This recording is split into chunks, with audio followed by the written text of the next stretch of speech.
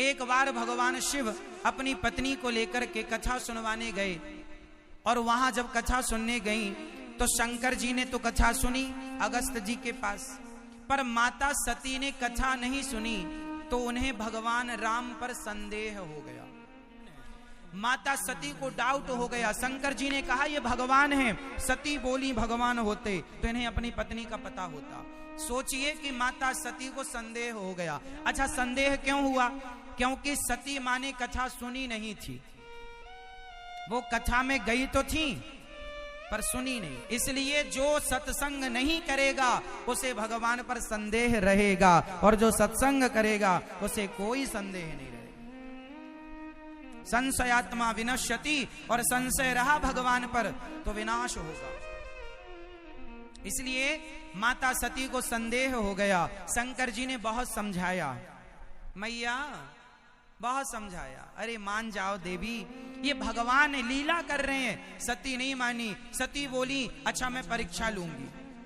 शंकर जी ने बहुत समझाए पर नहीं मानी, तो हुई है सोई जो राम रची राखा। एक बात बताएं मेरी माँ, आप कितनी भी कोशिश कर लो पर जो होना होता है ना, होके रहता है। ये बात सही है। जो होना है विधि का विधान कोई नहीं टाल सकता, इसलिए जो हो रहा है उसे भगवान की इच्छा मानकर खुश रहा करो। आप कुछ नहीं कर सकते। आप जान लो सब कुछ, लेकिन जान कर भी आप विधि के विधान को नहीं मैट सकते। दशरथ जी जानते थे, क्या मैट सके? क्या होनी को बदल सके? इसलिए जो होगा वो होगा। इसलिए जो हो रहा है उसे भगवान की कृपा, उसे भगवान की लीला समझनी चाहिए। यदि हम बड़े दुखी हैं तो ये भी गोविंद की लीला है, और हम बड़े सुखी हैं ये भी गोविंद की लीला है। उस लीला में आप आनंदित रहो कि प्रभु आपकी यही मर्जी है।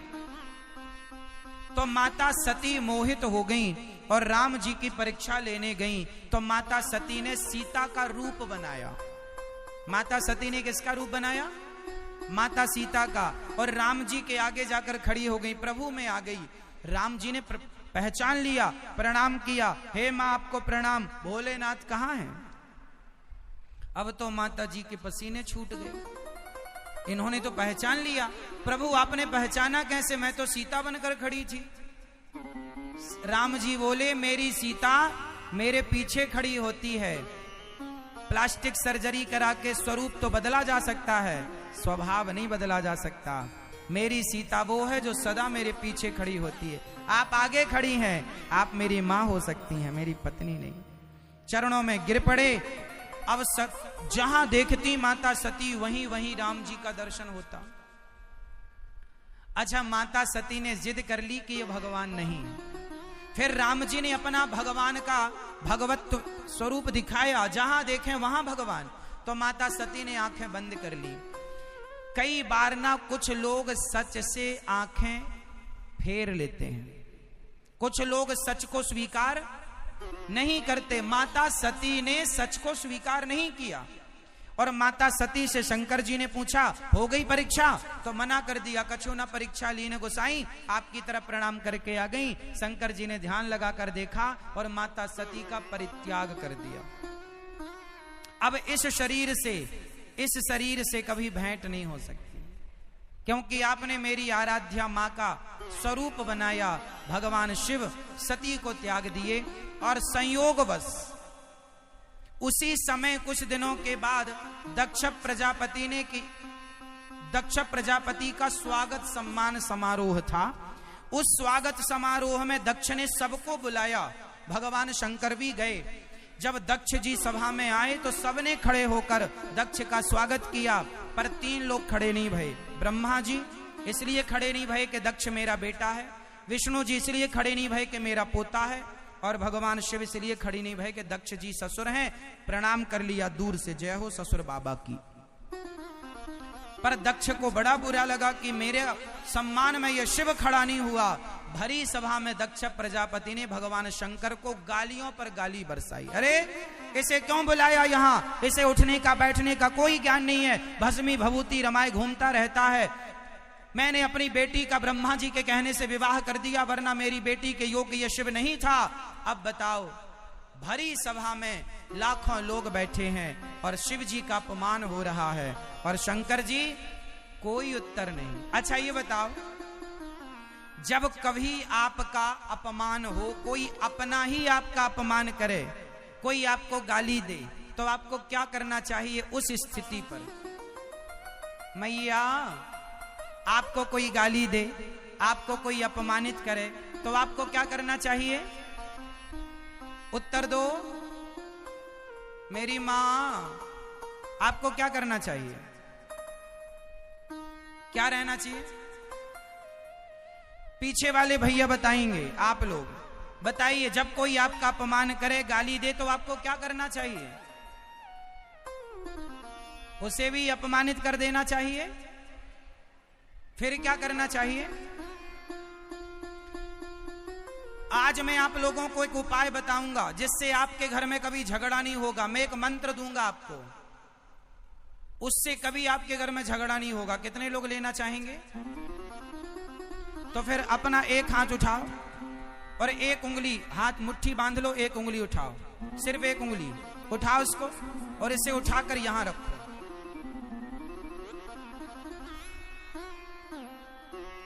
यदि आपने ये मंत्र समझ लिया,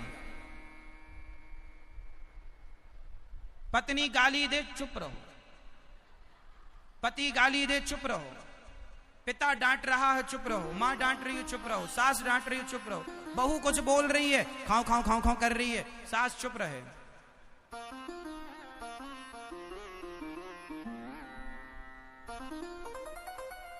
मौन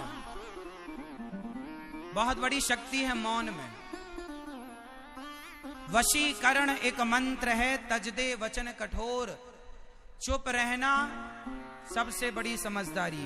भगवान शंकर, दक्ष गालियां देता गया और भगवान शंकर चुप रहे, इसलिए देवताओं ने पिया है अमृत और शंकर जी ने पिया है जहर, विष।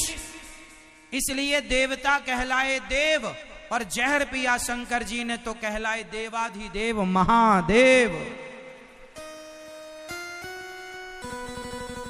अच्छा बताओ, देवता बड़े हैं कि शंकर जी बड़े हैं? जोर से। हाँ, भगवान शंकर देवों के देव हैं, वो महादेव हैं वो, इसलिए देवताओं से बड़े हैं शिव जी। अब बताओ, अमृत पिया देवताओं ने और जहर पिया, इसलिए जहर पीने वाला अमृत पीने वाले से बड़ा होता है। सम्मान आपको बड़ा नहीं करता, सम्मान तो होता ही है, लेकिन अपमान प्राप्त करके भी आप चुप रह जाएं, ये आपका बड़प्पन है। सम्मान तो सबको, सम्मान सब पचा लेते हैं, साहब अपमान पचा कर दिखाओ तो जाने कि तुम्हारी पाचन क्षमता ठीक है। भगवान शिव ने सम्मान नहीं पचाया, भगवान शिव क्या पचा गए? जोर से, क्या पचा गए? अपमान। और हम सबको मैसेज दे गए कि जीवन में अपमान हो अपनों के द्वारा तो आप प्रत्युत्तर ना दीजिएगा, उस अपमान के कड़वे घूंट को पी लीजिएगा, क्योंकि वो अपमान एक बार सहोगे तो हमेशा हमेशा के लिए आपको ठंडक और शांति प्राप्त होती रहेगी। और देने वाला अपमान, अपमान करने वाला सदा जलता रहेगा। अपमान करने वालों को जलाना हो तो अपमान का कड़वा घूंट पीना सीखो। सास गाली दे, देती रहे, देने दो उसे। सास तुम्हारी गाली दे, तुम्हें दो चार थप्पड़ मारे, मारने दो, गाली देने दो, फिर भी तुम सास की सेवा करना। सास की सेवा करोगी तो तुम्हारी सास आज नहीं कल, कल नहीं परसों पानी पानी हो जाएगी। वो अपने आप से घिन करने लग जाएगी कि मैंने जिस बहू का अपमान किया वही मेरा साथ दे रही है। वो अपने आप में घृणा करने लग जाएगी अपने आप से, वो आपकी जीत होगी। आपने कुछ नहीं किया लेकिन आपने सब ना करके सब कुछ कर दिया। समाज आपकी दुहाई देगा कि बहू हो तो ऐसी हो कि सास गालियां अपमान कर रही फिर भी उसकी सेवा कर रही। ऐसी बहू मिलना कठिन है साहब। यही है शिव जी का चरित्र। शंकर जी को जल तो सब चढ़ाते हैं सीखते क्या हो? सीख क्या है? शिक्षा क्या है? मैसेज क्या है? कुछ नहीं, 0 बटा सन्नाटा, जल चढ़ाएंगे बस, सीखेंगे कुछ नहीं। आपका पति आपको गाली देता है, आपका अपमान करता है, फिर भी आप चुप रहिए और उस अपमान, उस गाली को सहिए। क्या होगा? आज नहीं कल, कल नहीं परसों, आपके पति को ये जरूर रियलाइज होगा, महसूस होगा कि मैं गलत था और मेरी पत्नी सही है। और जब उसे पता चल जाएगा तो अपने आप आपके जीवन में आनंद की बौछार हो जाएगी। थोड़ा टाइम लगता है, पर सब्र रखिए, सब्र का फल मीठा। उत्तर ना दीजिए, अपनों से कोई लड़ाई ना कीजिए।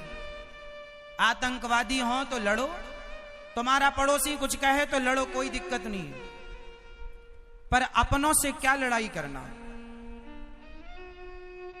तुम्हारा पड़ोसी 3-5 करे तो 4 जूता जमा, कोई दिक्कत नहीं, पर अपने भाई से झगड़ा नहीं, अपनों से झगड़ा नहीं। बोलो हाँ। अच्छा ये बताओ, कोई आपको गाली दे तो आप भी उसको गाली देंगे क्या? यदि देंगे तो उसमें और आप में अंतर क्या रहा? इसलिए ये जो मैं बातें कर रहा हूं सिर्फ रिश्तों की कर रहा हूं। अपनों के बीच में कोई अपमान कर दे तुम्हारा तो उत्तर ना दो। और मैं तो ये भी कहूंगा कि उत्तर देने से लाभ क्या? कई बार आप लोग सड़क में चलते हैं, कोई गाड़ी से जरा सा धक्का लग गया तो सामने वाला लड़ने लग जाता है, तो कितनों से लड़ोगे? कितनों से मुंह जवान लड़ाओगे? फायदा क्या? इसलिए भैया ठीक है चलो, कोई उत्तर नहीं। क्या करें? जहां लड़ने का हो ना तो फिर तो महाराणा प्रताप पृथ्वीराज बन के लड़ना, जहां जरूरत पड़े,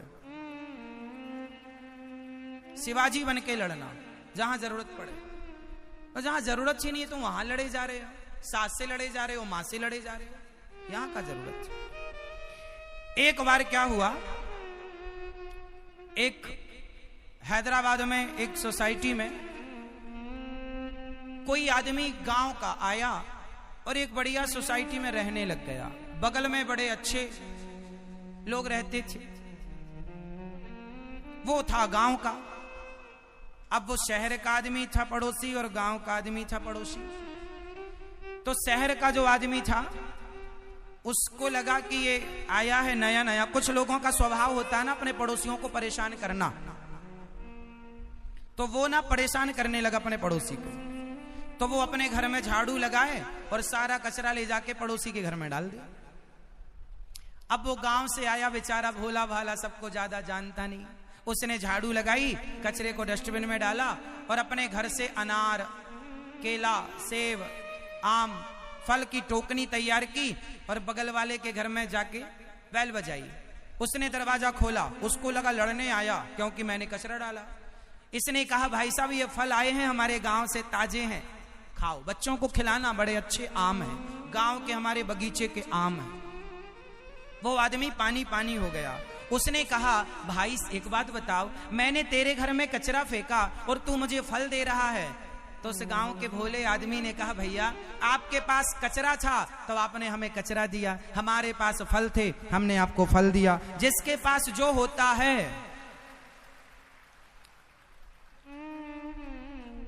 जिसके पास जो होता है वो वही देता। यदि आप मेरे पास कथा है, जो ज्ञान है मैं आपको दे रहा हूं। अब आप किसी शराबी के पास जाओ तो वो आपको गाली देगा, क्योंकि बेचारे के पास गालियां ही हैं, सारी जिंदगी उसने गालियां इकट्ठी की, तो वो आपको ठीक गाली दे रहा है।